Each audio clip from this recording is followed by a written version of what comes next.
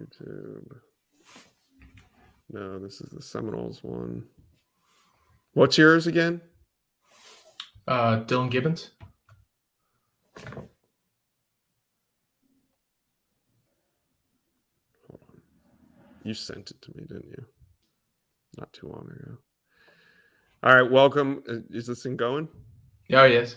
Oh, yeah. Welcome. Guys, we're going to let this thing go. If you are watching a replay on YouTube, we always tape this live on YouTube, and we'll post the edited down version of this podcast on iTunes, Spotify, wherever you get your podcast. So the live video is going to be, 45 minutes to an hour. The edited version of the podcast is usually like 30, 35 minutes. And you get that every Thursday morning on Spotify, iTunes, and wherever you get your podcasts. Not too shabby. I'm going to go try to find this link. Okay. So we can post it on Twitter. We're going to let people get in here. It's exciting. The season is over. We'll get into all that. Well, the season's over for Florida State. Yeah. How you doing? I'm doing pretty good. You still got school and stuff? What's going on? Yeah. I got my final exam. It's actually on the 10th. What are you final examining? That's a business law type exam. So it's not too shabby. A lot of memorization. I like business law. I like it too, but it's I don't know, kind of like a gateway drug, if that makes any sense. Oh, right, because it'll draw you right into the family business. Yeah. You don't want to get too close to it, Right. All of a sudden you're like, oh, I could kind of do this. And then you have a job set up and you have a career before you know it. And then I'm in law school for 3 years. Yeah. Right. Yeah. And not ideal. But yeah, I like business law. I've taken a few courses at Notre Dame. They're all business law type involved. I had to take them for the curriculum, but this one's nice. It's engaging. It's an online course, it's tough to be engaging. But at the same time, I've been able to memorize a lot of the material. And it keeps me pretty accountable to that. It was a lot of real life scenarios that I could, see playing out. So some of those classes you go through and you're like, oh, I'm never going to experience this, but business law seemed like this is something that I should remember. Yeah, no, it's definitely pertinent to a lot of people. If you're going to be a functional adult at some point, you'll probably really. You don't even have to be. Yeah, you don't have to be a business owner for a lot of that to make sense to you. All right, I sent you the link. Did you see it? I texted it to you. I'm sending it out right now. All right. Gonna send it to the family group chat first, of course.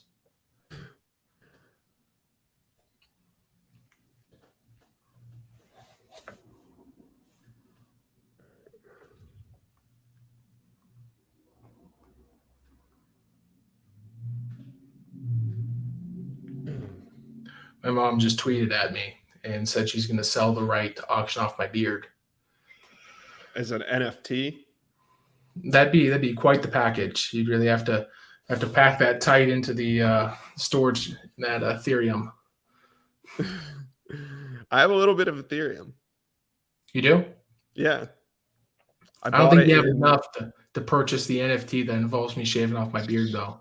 Really? I have, let's see. So I bought I have 2.3 coins of Ethereum that I bought in February for $2,400 a piece. Mm-hmm. And I think it was at $4,800 today. That's impressive. Yeah. That was the first piece of crypto. Yeah, Ethereum, $4,500 right now. 45, yeah. It hit 48 today. It's been banging on 47, 48. It's about to clear 5,000. And that'll be fun. Ethereum is the first piece of crypto that I bought. I'm a big crypto guy. Tell me about How about this? My strategy on cryptocurrency is meme-based. Completely meme-based. I have Dogecoin. I have Shibcoin. Yeah. We were about to get on a plane last year at Notre Dame, and someone brought up Dogecoin. I've never heard of that before. It was early season. It was like, I don't know. It was super dumb cheap. I bought $300 worth, right? Mm-hmm. I said, you know what? I'm just going to do this. Super early season. Ended up skyrocketing. COVID hit. The meme kind of popped off. Elon Musk tweeted about it a few times, and I made a pretty penny. But my dad did too. He was in on it too. Once it started going up and down like crazy. Did you get out before or after Saturday Night Live? I sold half before SNL, probably about 2 weeks prior, when it started building up. I forget what I sold it at, but it was close to above 50 cents. Yeah, it was up there like around 65, 64. Yeah, I made some. It was definitely some funny money. I didn't feel like I deserved it, but at the end of the day, still cool experience. Also bought some Shiba Inu. Yeah, that was doing great. You're talking to somebody that owns 14.5 million shares of SHIB. You know that's I own 4, but that's only like $300. Yeah. I own 55 million shares of Shiba. 55. Yeah, it's fun to say, right? Well, my theory on it, like, obviously it's a joke, right? I have a brother, Riley. He's an attorney. He's sure he throws some money at it as a joke, right? I did too. And Brady Scott, same kind of deal. But it's only funny as a joke until more people start picking up on the joke, right? Yeah. Like, I get to own $1 million of something. Like, why wouldn't someone want to own $1 million of something? So I feel like we've already done it with Dogecoin. Yeah, at some point it's gonna pop off a little bit better than it did in the past 4 months, and then we won't be doing this podcast anymore. I'm kidding. I'll still be here. No, I'll still be here. But the thing I'm learning with crypto too is, do you really trade it, or do you just? I mean, yeah, with the shit coins and stuff, but okay, like with Ethereum. If it breaks 5,000, it's not like I'm going to sell it. You kind of like, crypto's not like, you don't really sell it on what, right? Yeah, you don't really sell it unless you get sketched out. Stuff starts dropping. People start pulling. Price goes down. I don't know. I don't know how difficult.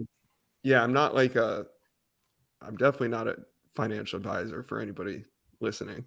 No, I have to call on my girlfriend or my fiance, Sam. But I just kind of feel like crypto is something that you buy and hold more than, and then I just kind of add a little on the dips. Mm-hmm. And it just keeps going up. Not a bad strategy. Again, I think crypto is going to be around for a while. So I think that getting in early, especially what you did with Ethereum, isn't necessarily the worst deal ever. Yeah. Of course, everybody always says, I wish I would have bought more, but it was like the first time that I was buying crypto and I didn't really know what I was doing, but yeah, there are a lot of funny scenarios out there where people spend all their Ethereum early on, or any type of cryptocurrency early on, just to have horrible regrets. But there's been a lot.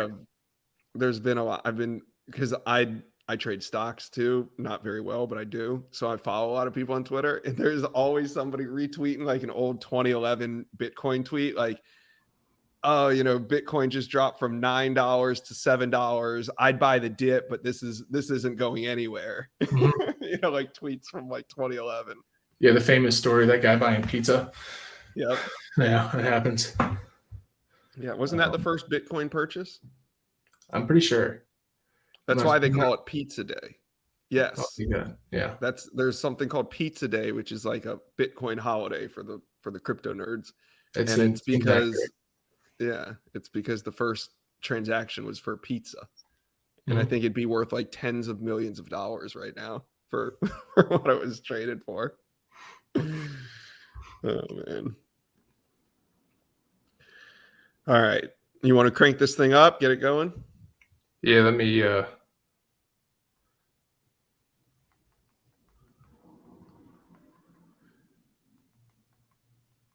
This is episode 13.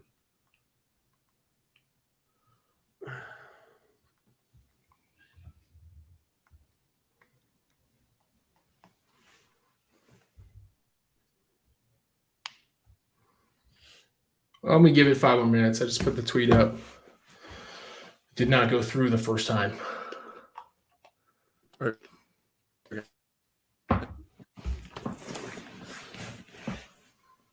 So what's new in your life? I think mine. Just this.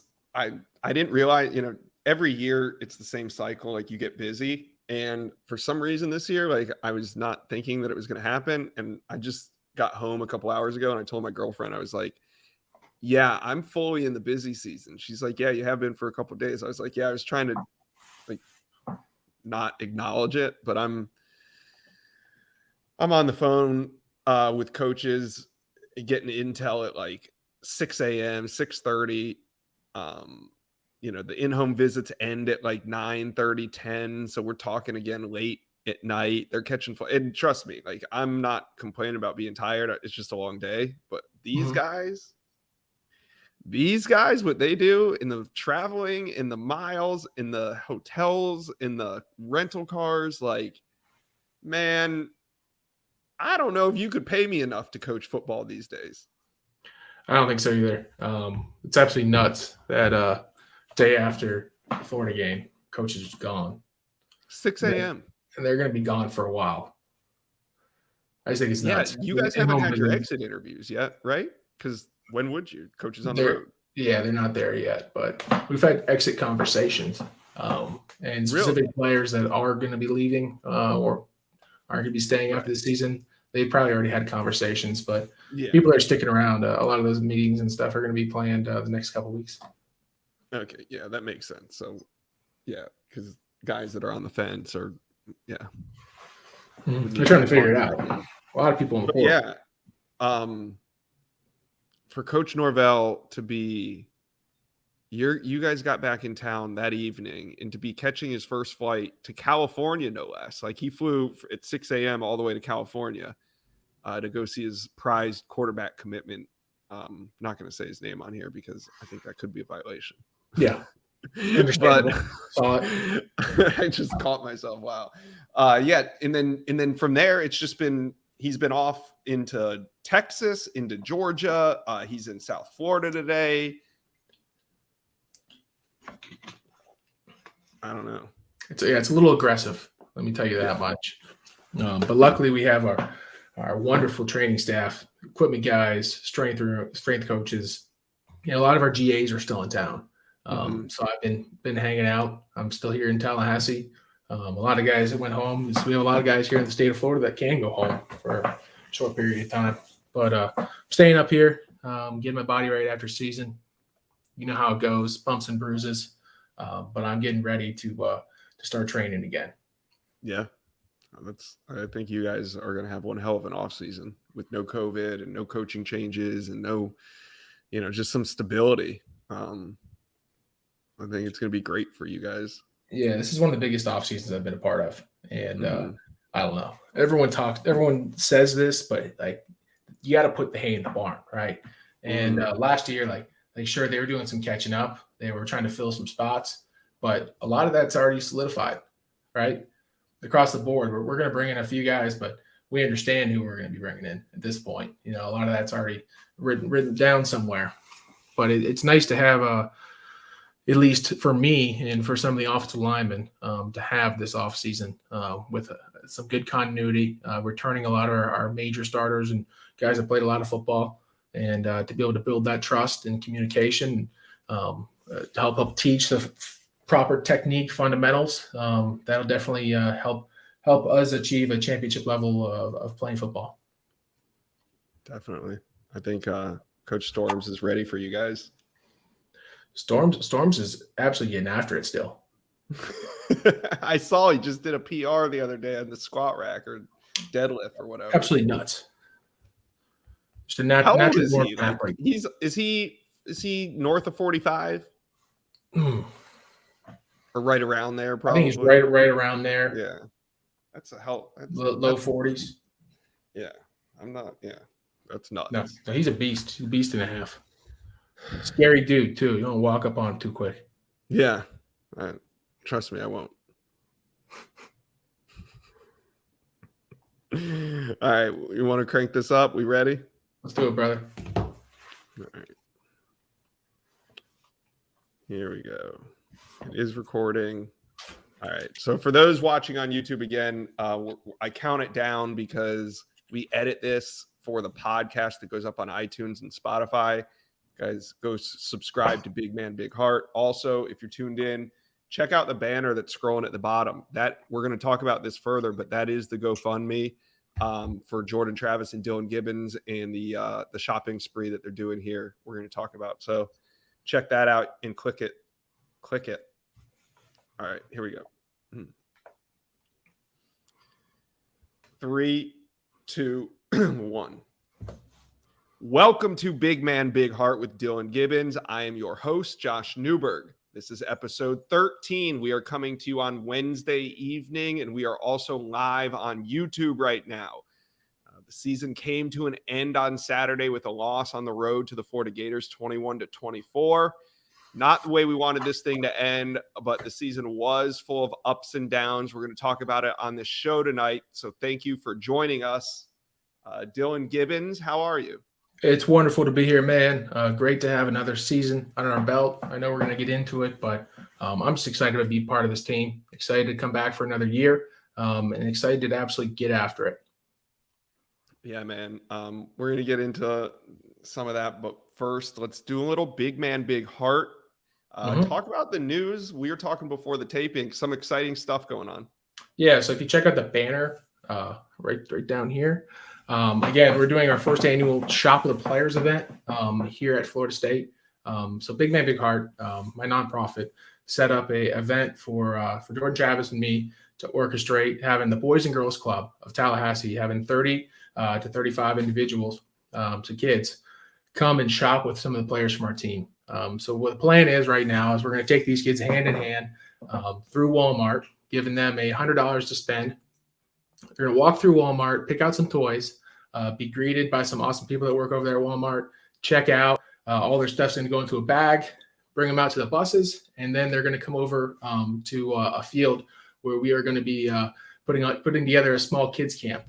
So again, some very exciting times. I know that at the end of the day, another really exciting part of this too is afterwards we're going to give the parents, when they're picking up the kids, a full pizza to go for dinner, and then an extra $100 gift card. So it was a pretty unique experience to go over there to Walmart the other day and spend $6,000 on gift cards. But I know that the dollars that were raised, and so far we've raised about $9,300, which is so exciting.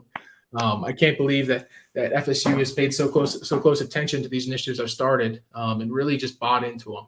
It isn't necessarily because I'm putting them out there. It isn't necessarily because they're supporting a football player, but because they generally care about the Tallahassee community, and I can't thank them enough for that. But I think the dollars that are raised are all great, and they're going to greatly impact these kids. But I think that just being around football players is going to be the best part about the whole experience. Again, at the end of the day, each of the players on our team is a representation of what they've done in their lives, the things that they've accomplished in their families. So each of them is going to hold themselves to that standard and show these kids what it looks like to be a football player at this level. So again, some great leaders, some great people to be around. And I'm just excited to rub off on these kids a little bit and to show them what it looks like. That's awesome. And I've tweeted out the GoFundMe link on my Twitter, and I'll try to do it every day. Now, how many more days do we have left to raise some money?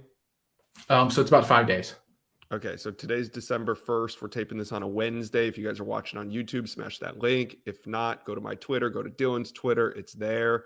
I'm going to post it on the message board on Knowles 24/7. So if you're listening, you can find it on there as well. Hopefully, we can race. I think we'll make a push here to the finish and get you guys some more money for these kids. It's really cool what you're doing. And this is going to be something, like you said, that you want to pass down even after you're gone from Tallahassee. Yeah, I'm just so excited, man, to leave my impression on the city of Tallahassee. But again, the goal for Big Man Big Heart is to make it something bigger than just me. Like, who cares about me? Who cares about Dillan Gibbons? Offensive lineman, great. But at the end of the day, I want to leave my impression on all of college football. Awesome, man. So tell me what else is going on with Big Man Big Heart. I heard you were nominated for an award. Yep, I can't really bring that up yet because it's going to be announced here in the next couple of days. But definitely look closely at Twitter. I had a conversation with a few awesome individuals today to kind of do a story around the award. But it's going to be a great experience. I'd love to get into some detail right now, but I can't share all that. So again, just stay tuned to Twitter. I'm sure FSU will be putting it out and some other major media sources. Oh, and then let's talk about your not little, but the feature on ESPN. came Oh, out my over gosh. the weekend or since the taping of the last show. Yeah, that was So absolutely your great. feature with Marty Smith came out on, was it Thanksgiving Day or the day after? Yeah, Thanksgiving before. morning. Yeah, Yep. they all run together. I ate a lot Yep. every day. Talk But about it. yeah, What was that absolutely like? nuts. Did you So know that actually, was going to drop that day?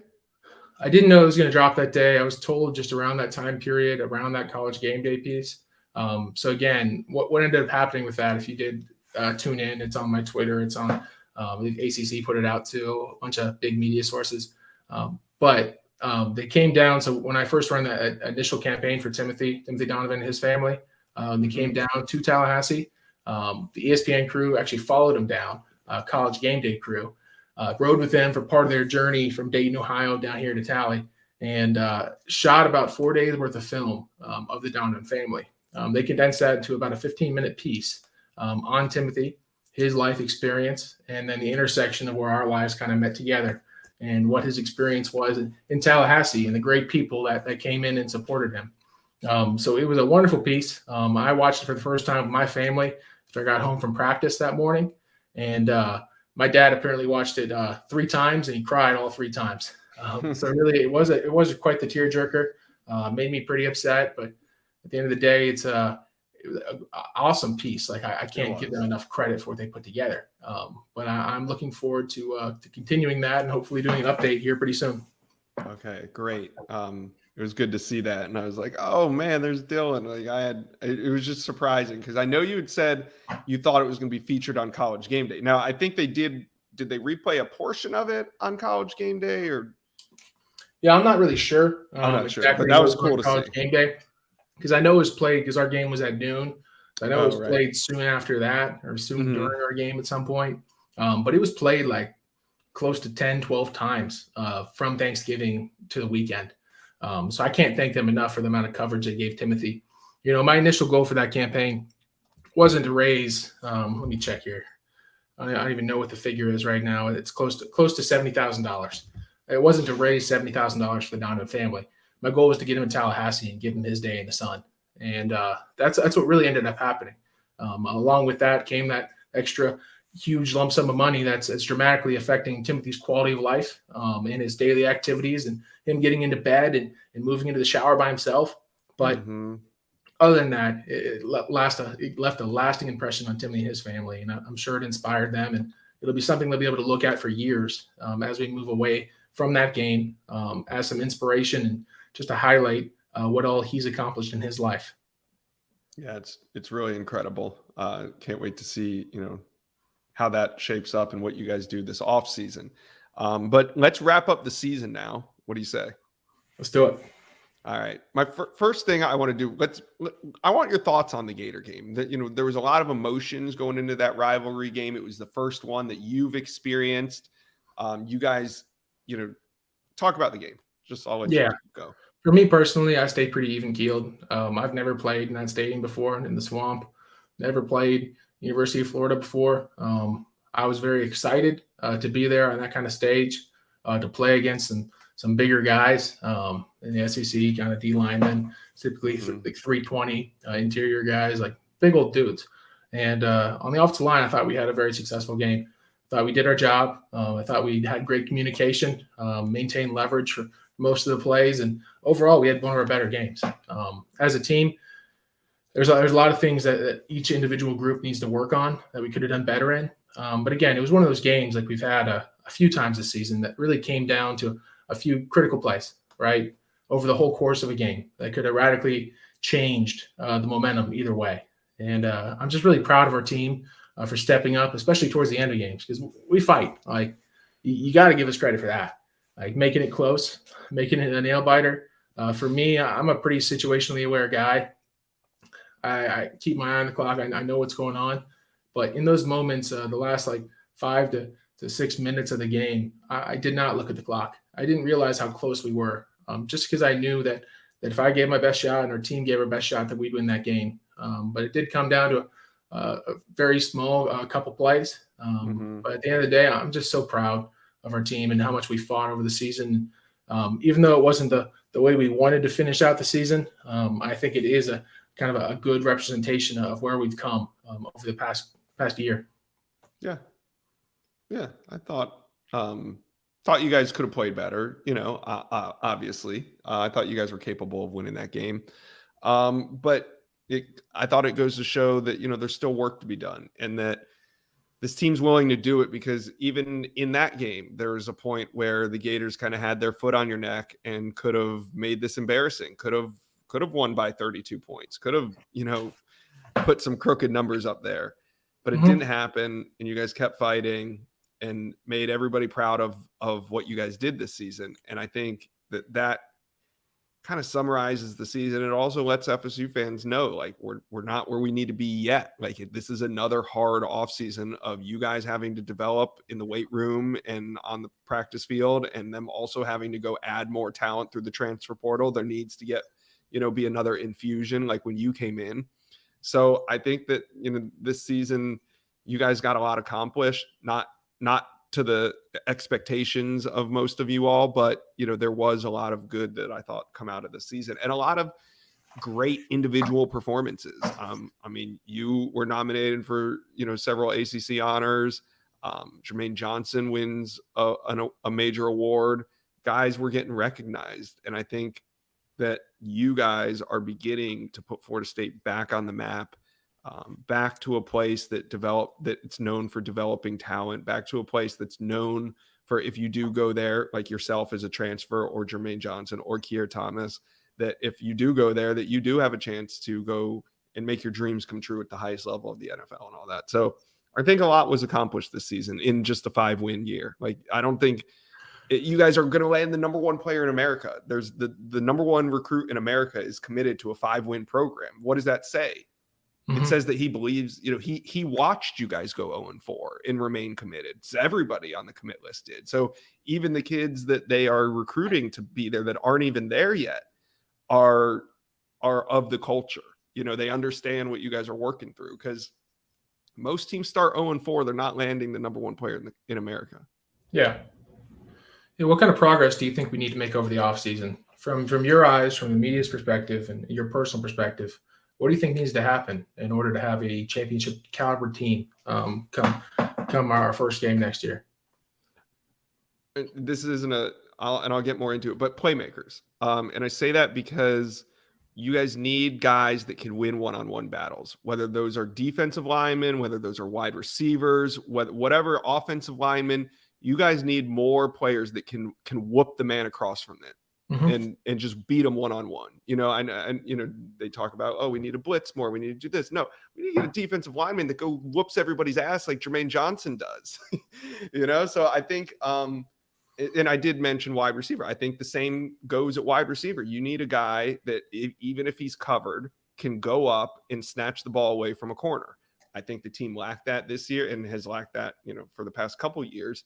I think that would be a big improvement. Obviously, the natural development, we need a healthy offseason. I think that's key, because guys like Jordan Travis, guys that need to just replenish their resources. They need a relaxing offseason where they're not rehabbing their strength and conditioning, if that's a word.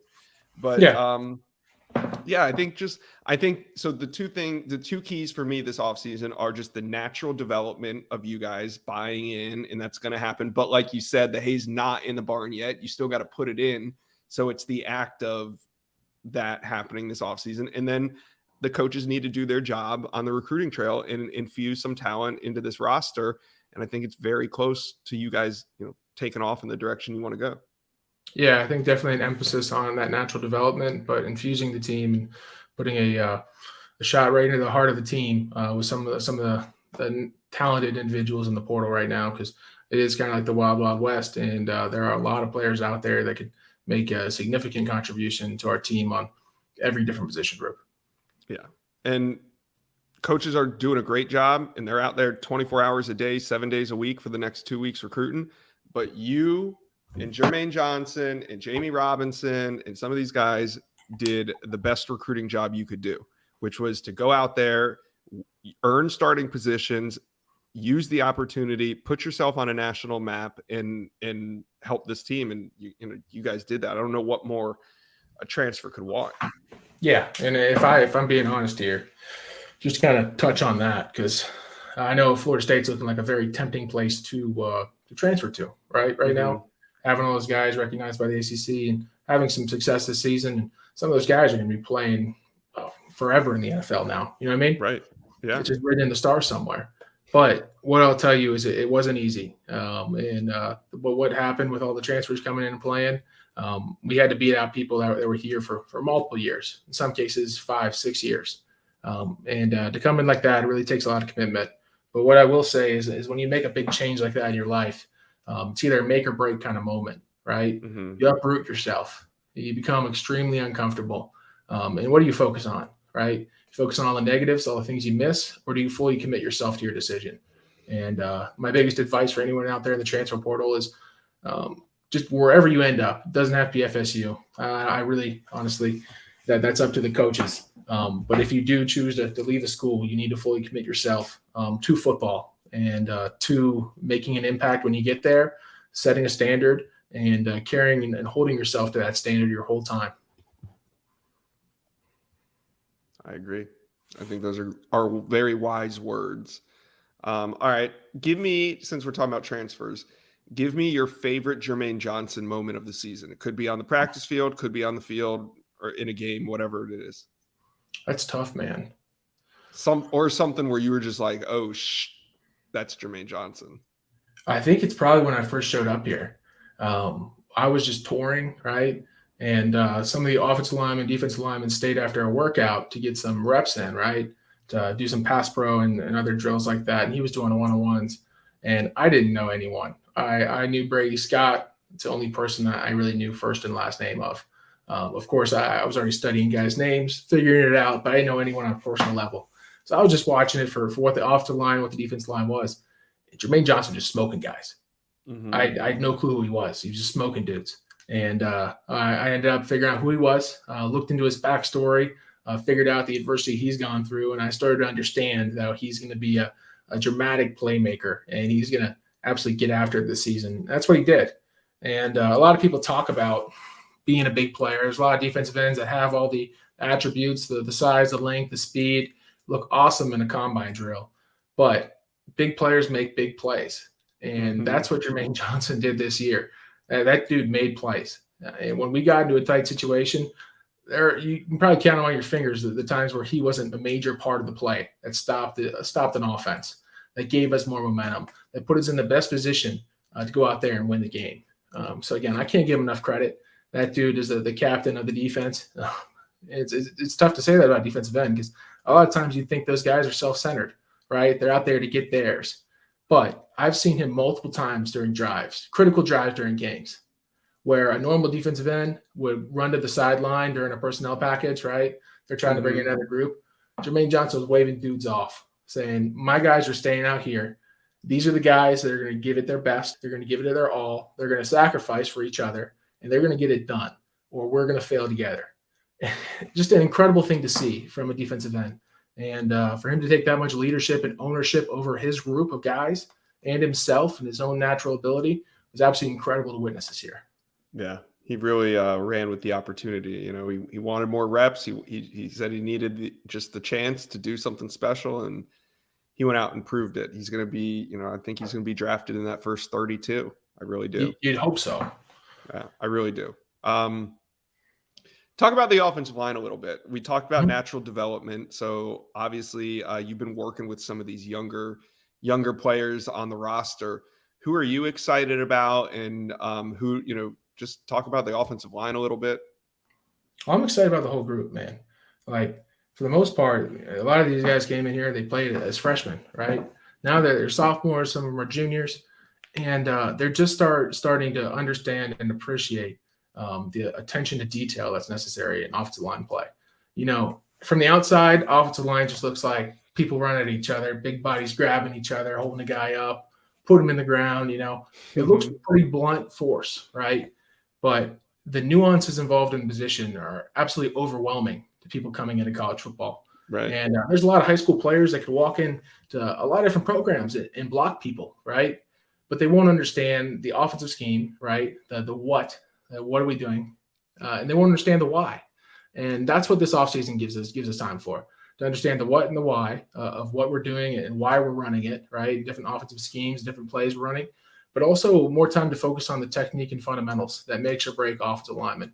The techniques and fundamentals, if you get those right and you keep them consistent every play, play in, play out, every game, like that's what separates a good offensive lineman from the best offensive line group in the country, right? Having that consistency and what you're hearing and what what you're doing.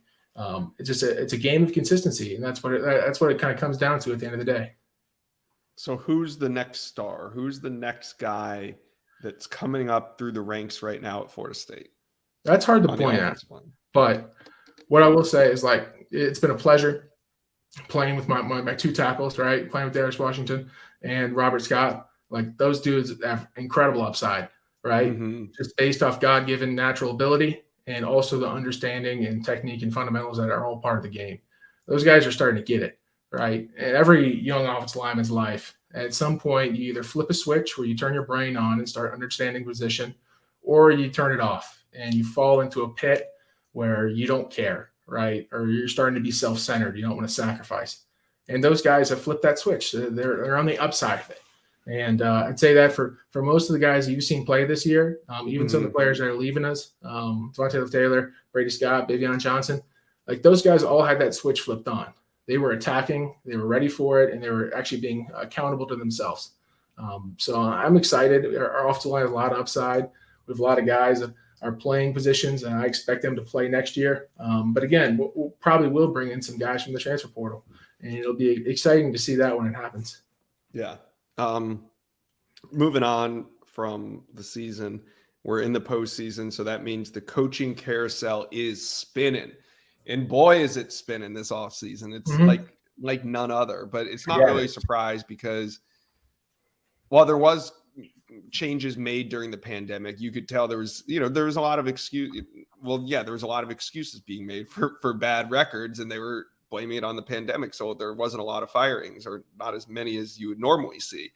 So this year, 1 year removed from that, there is a ton of movement around the coaches. And one of the biggest moves was your former coach, Brian Kelly, who was your head coach a year ago, this time at Notre Dame. You were still at Notre Dame. He accepted the head coaching job at LSU like 2 days ago. What was your initial reaction to that? I just wanted to hear from the boys, some of my guys at Notre Dame, what happened. But what was the first thing you thought of? Like, where were you when you heard it, the news? Oof. I was upstairs on my couch, actually. When I figured out what happened, I got a text from I think my mom actually saw it first. Did you have any idea? Did you think it was possible that he'd be? I thought it was a joke. At LSU? I thought it was a joke, right? I remember Coach Kelly being quoted in the media a number of years ago. The only job he'd accept is USC, and I knew that was filled. So, like, just really odd fit. Not really sure how that's going to work out. I just I went one part of it I did think was pretty funny. It was just the whole Irish goodbye side of it to Jack Swarbrick. I just think that's pretty funny. Very, very fitting. But at the end of the day, like, my experience with Coach Kelly is, of course, college football is a big business, right? All about money. Let's rewind this. I mean, Coach Kelly was your coach last year. He was your coach all 4 years. He recruited you for 2-3 years. Yeah, he came to my house in Clearwater back in the day. So you've known this man for 6-7 years at this point. Yeah. But I will say his office is a mile high up in the clouds. Like, not necessarily a player's coach. Big time businessman. And I think he's a great coach. And I got to give him all the credit in the world for some of the teams and some of the things he did at Notre Dame. But I do think it takes a certain type of kid and a certain type of student to kind of appreciate that type of coaching style. And I'll be interested to see how it kind of goes here in the next year or two. But I do think it's an odd transition. Yeah, it is.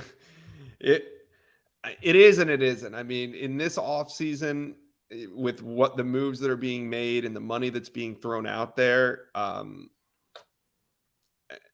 don't think we're done spinning. Now the Notre Dame job is open and the Oklahoma job is open right now. they're Yeah. gonna unless they promote Marcus Freeman from within at Notre Dame, they're gonna make another big time hire that could disrupt the whole coaching carousel. You could have another program now. So the fallout from this, from just these moves at the very, very top, is going to be felt for like the next couple weeks, maybe even months, maybe another month or two. Yeah, and I'd say go into spring too, right? So as these coaches move into these big time programs with athletes that expect a standard that is no longer there, and are moved to another one, I think it'll be interesting to see how it plays out as we get into spring. But for me, like again, touching on the whole Irish goodbye thing, I thought it was pretty inappropriate the way that all came about. I'm sure you saw some of that with the teamwork message that was sent to the players, then the 2-minute meeting I guess they had over at Notre Dame where Coach Kelly kept his eyes. The meeting started at 7 and his SUV was peeling out at 7:18 or 7:15 from the. Yep, and them getting right on a flight, head down there. Thought it was interesting. He was pretty involved in the South Bend community, right? Like a lot of coaches would absolutely die for the opportunity to coach at Notre Dame and to be part of that program and to die there, right? Just be part of that program till the day they're done. But for me, like it was a very odd transition, especially to that school. Personally, I think he's obsessed with me and wants to play with me, play against me for another year. So that's my own theory. Take it personally, Dylan. Take it personally. But I wish him the best, and I look forward to seeing him next season. So you're talking to a fan base right now that has experienced this very thing, because Jimbo Fisher left. Nobody saw that coming. He took a major job, took major money. At the time, it was, for the same thing that Chip Kelly's doing, money that nobody could fathom. And, that's hard to turn down. Hell, Oklahoma, I don't think they've had a coaching search in the modern era, because it's always been like a very graceful retirement, handing it over type process, like ceremoniously handing it over.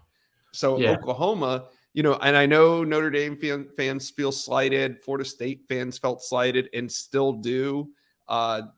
Oklahoma fans are going to feel slighted, but it's just college football these days. Nobody's definitely shaking up college football a little bit, and the portal should be interesting. And I know our coaches are doing their best job trying to recruit in the positions that we need guys in. So I'm excited for the opportunity. I know that I have trust, and I sleep good at night knowing that I have my coaching staff here at Florida State and how great of a job they've done over the past 2 years, absolutely radically changing the culture and the expectations from the Florida State fan base. I'm just excited to be part of this team, to have consistency in a coach and to have a consistent message. Also give the opportunity to those guys in the portal to do what some of the guys here at Florida State were able to do in a year. Very good. Wanted to move on. I had one more topic I wanted to talk about. I wanted to ask you about PFF grades. The grades make their way to our message board every week, and there's a group of fans that love them. There's analytical people out there. I'm not one of those types. But do PFF grades make it into the locker room? Like, do you guys see them? Do you agree with them ever? Do you hate them? I think it depends, right? Depends by position, by person, and where it's publicized, right? So I think that like the bigger question is it revolves around like people actually analyze football, whether that be reporters like you or people active on social media that understand the game pretty well. But I do think that PFF grades hold some type of value, but I don't necessarily see that value. At the end of the day, I think Jack Collinsworth and his team have done a really good job in putting all that together. But for me and my experience and being around some guys that have played NFL football and are still playing NFL football, it does not mean much as far as getting you to the league. I think that it could mean something. It doesn't. Okay, yeah. Do you think that they are not accurate? Or do you think that just like NFL scouts don't put weight into it? Can you just use them for entertainment value? Like, I think it's a combination. Yeah. A combination of all of them. Again, I don't understand their system completely. I don't know the people that are breaking down the film. And I don't know how many hours those people are working or what their exact position is, or, what I mean? It's just so many unknown variables. All I know is that I get a grade from my coaches, and that grade doesn't always match up what is provided to me by PFF. Okay, and for those that don't know what we're talking about, PFF is like a service that grades out every single player through these different categories, and they come up with some sort of composite score. I think 60 is average, and it goes up and down from there. I'm like I said, I don't work for PFF. I don't look at their numbers every week. I mean, sometimes it's on our message board, and I might take a glance at it. But there are people that put a lot of weight into it. There are people that, and when I say people, I mean fans. And I was just wondering if like you guys talk about it in the locker room, like at all. Yeah, not much weight to it. I know that does come up on Twitter sometimes, and it might cross my feed. But again, it's not something I'm checking every week. But at the end of the day, I kind of have a question for you too. Like, how much weight do you put into PFF grades? Personally, I don't. But like I said, I think because I'm just not a numbers person. Like numbers and me just don't correlate. I watch you guys, and the other day Brennan was talking to me something, and he mentioned the S&P numbers, and I said, what's the S&P? And I'm still not even sure. And he just like rolled his eyes at me. He's like, Josh, he's like, S&P is like the thing that I pay attention to the most out of anything. He's like, you've been covering college football for 11 years and you don't know what the S&P is. He was like almost like ready. And it just goes to show you how, different people think and different people's minds work. And I know that there is people that like to, need a number to everything. And I personally don't feel like, I need that to understand how you guys are playing or what I think of the team. So I just, so another rating system. What about like the star rating system, 4 or 5 star? What do you think about that? Just because of my experience, I played with guys at all different types of stars, right? And each of those guys that have radically different college experiences. Some of them played in the league, some of them haven't. But I think it'd be interesting to kind of hear that from you. What kind of weight do you put into that? I think they're fairly accurate. I don't get into the splitting of the hairs. Like if you're ranked number 50 compared to being ranked like number 83, I don't think that's a big deal. It's just, it's hard. This is all subjective. It's, these are high school kids. You can't compare them to each other because they're in different areas. They play different competitions. So I view the rankings more as like entertainment. I know not everybody does. I view them as more of like a reference point. Like like I said, if you're a 3-star to me, you're a 3-star, whether that's an 89 or an 85, like to me, I don't really care. I use it as a reference point. I think that it's good to understand what level caliber player that they're looking at or think they're looking at. Yeah. And when I was explained the star system a long time ago, it made sense to me. Like it made sense. We're projecting where guys are going to be. So a 5-star player, we usually have 30 to 32 of them. Well, guess what? That goes just in line with the first round draft picks, So we usually have 30 to 32, maybe somewhere 33, 34. A 5-star player is an instant impact prospect, somebody that like a Jadeveon Clowney, like a franchise player at South Carolina, impact from day one. He's probably going to leave early. He's going to be talked about for years to come, and he's probably going to be a first-round draft pick. A 4-star player is somebody that's going to come in and make an early impact.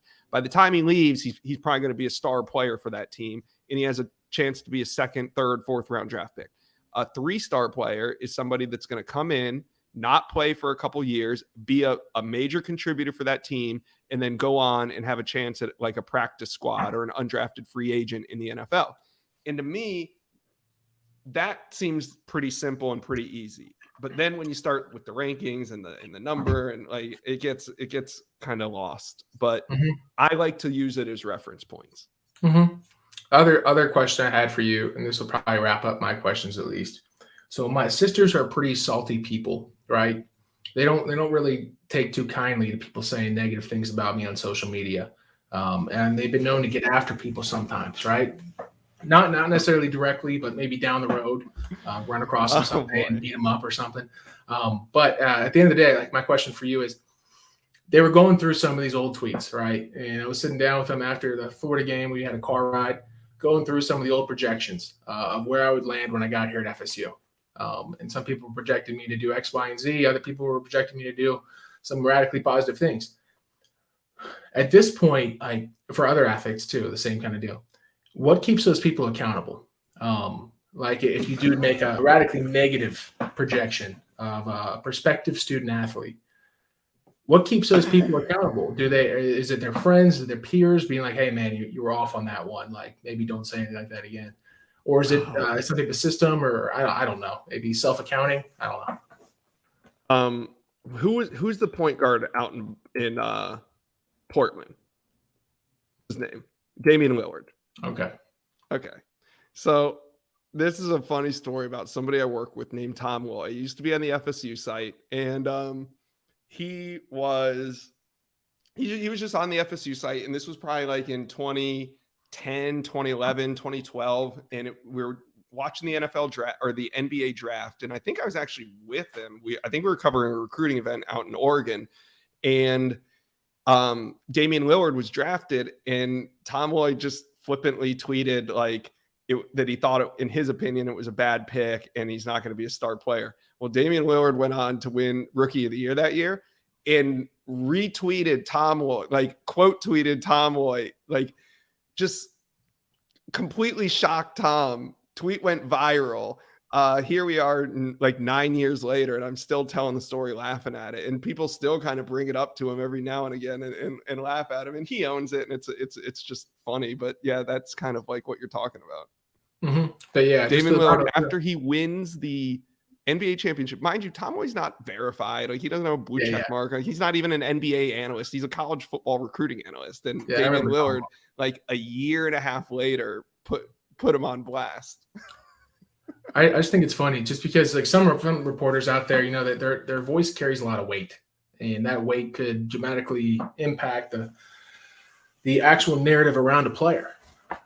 And to make a projection that was negative towards a player, I just think that there maybe should be a system that maybe verifies or even just kind of shows a track record of predictions or even speculations around different players and how they're going to do in a season.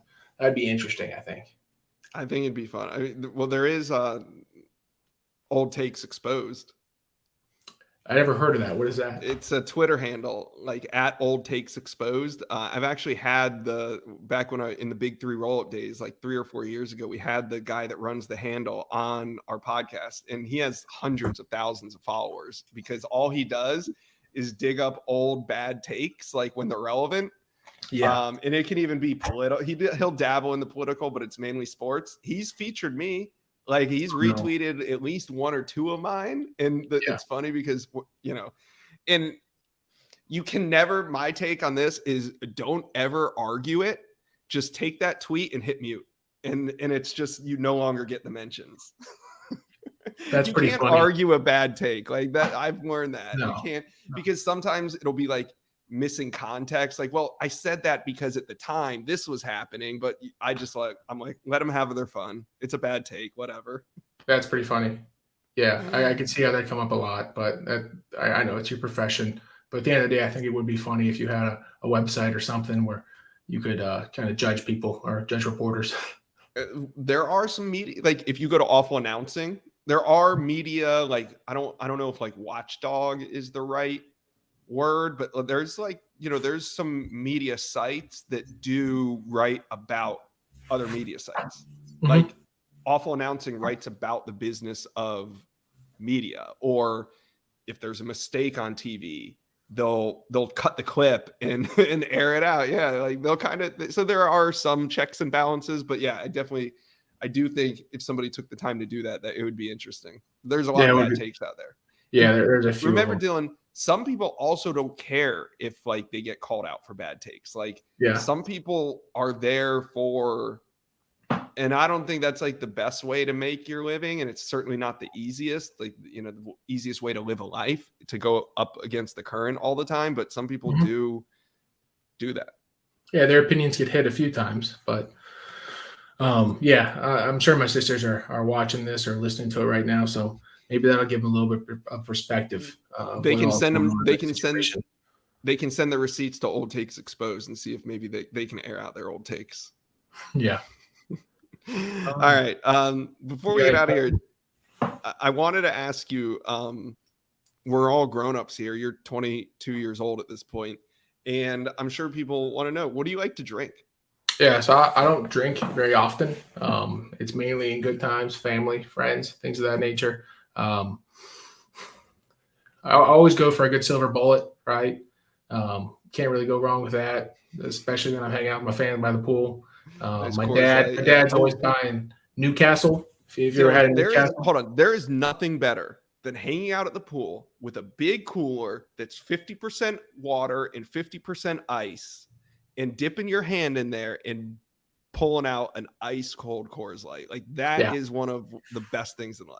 Yeah, my family have that water to ice ratio in there. Yeah, we keep our beer cooler, liquor cooler out by the pool year round. So again, when I get to go home, and I jump in the hot tub at night, it's a nice experience to be able to have some fresh ice there and a nice cold boy. But yeah, also Newcastle. You ever had Newcastle? Mm-hmm. Yeah. My dad's always been a big Newcastle guy. Whenever he has a couple packs of them, I always drink a couple. As far as liquor goes, my family, my brother, my dad collect bourbon, whiskey, scotch. So they've been doing it for the past 10, 15 years. So you can imagine they have a lot of good stuff. But yeah, I love having a drink with my dad and my brother, and my sisters partake too. So it's always a good time. That's cool. My coworker, Brendan Sinone, maybe we'll get you on his alternative podcast this off season. It's called Bourbon on a Budget. Yeah. And they do a little bourbon tasting, a little talking. It's a YouTube show, so maybe I'll get you on with those guys this summer. Yeah, and I'd love to auction off a bottle of Bland's or Pappy at some point too. Okay. So again, my dad has a lot of connections. He's always finding his stuff, always collecting it. So why not give it to a good cause and raise some money for Big Man Big Heart? Perfect. Well, give us some shout outs before we get out of here. Anything you want to mention? Yeah, I got a big shout out to Jordan Gibbons Law. I've given the viewers here a good intro of who my mom is and what she does, but she really does God's work, and they do a great job over there. She specializes in workers' compensation, personal injury, and disability. The Jorgensen family is also part of it, almost part of my family. So Sharon Jorgensen, Bob Jorgensen, Grady, Spencer, Emmett, all wonderful individuals. They all work there with my sisters and my mom. But yeah, absolute great family law firm. If you need any help here in the state of Florida for your personal injury, workers' compensation, disability cases, please just give her a call or shoot me a call. My phone number should be attached on my Twitter, my Instagram, and on my YouTube page. So again, I can't thank you guys enough for supporting this podcast, for being part of Big Man Big Heart, and helping us raise awareness for these initiatives we started, and helping support people here in the Tallahassee area, but also people all over college football. So I can't thank you guys enough for being here today and taking part in this podcast. And I'm going to turn it over to Josh for the outro. Yeah. You guys be sure to hit that GoFundMe, the Shop with the Players GoFundMe that is running for 3 more days after this podcast drops. Go follow Dillan Gibbons at Gibbons Dillan on Twitter. Follow me at Josh Newberg 247 on Twitter. Go follow us on Spotify. Go follow us on iTunes. Get your notifications when the show drops. Thank you guys for listening to another episode of Big Man, Big Heart.